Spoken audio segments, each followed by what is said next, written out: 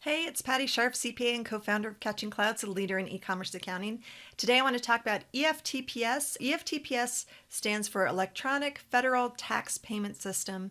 It is the system that the U.S. government uses for collecting payments for estimated taxes. You can make income tax payments. If you get a notice from the IRS, you can submit payment that way.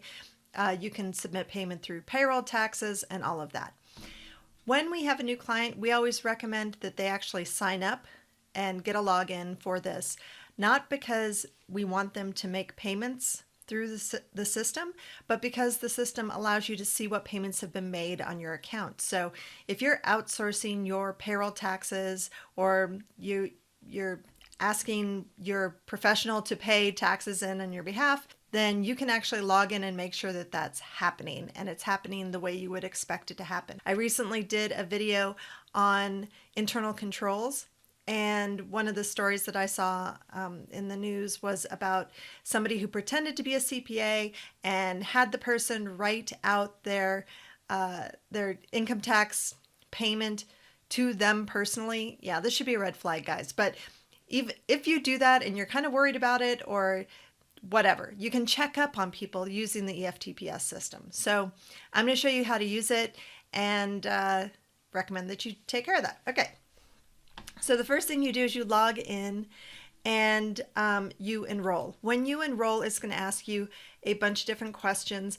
You'll either enroll as a business or an individual. Now, if you're a sole proprietorship or you're an S corporation or something like that, where individually you are paying your income tax, you're going to want to sign up as an individual because this is where those payments are going to be made. So whatever taxpayer ID you're using to make those payments against, that's the account that you want to use.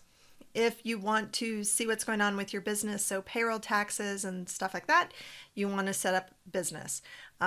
Me as a small business owner, I actually have an account for both. So I would recommend that you do that. Okay, so whichever one you choose, you click on it. It's going to ask you for a bunch of information. It's going to ask for your bank account. This is the bank account that they're going to be pulling money out of. So when you make a payment, they are pulling the funds right from your bank. So there are a couple of different pages. You just go through and complete that. Once you do that, they will send you a letter, and the letter will look something like this. It'll have a 4-digit PIN number and an enrollment number. And then what you need to do is go back to the system. So go back to the homepage, log in.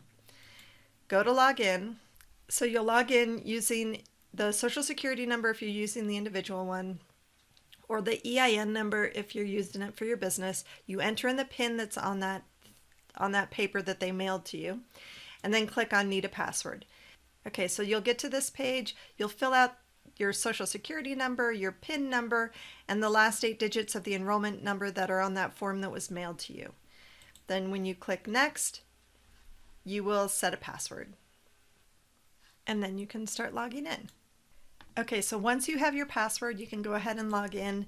Use the taxpayer ID number or Social Security number, whatever account it is that you set up. And then you just log in. And then you can go up to payments. And I would go to check payment history. And you can look back in time.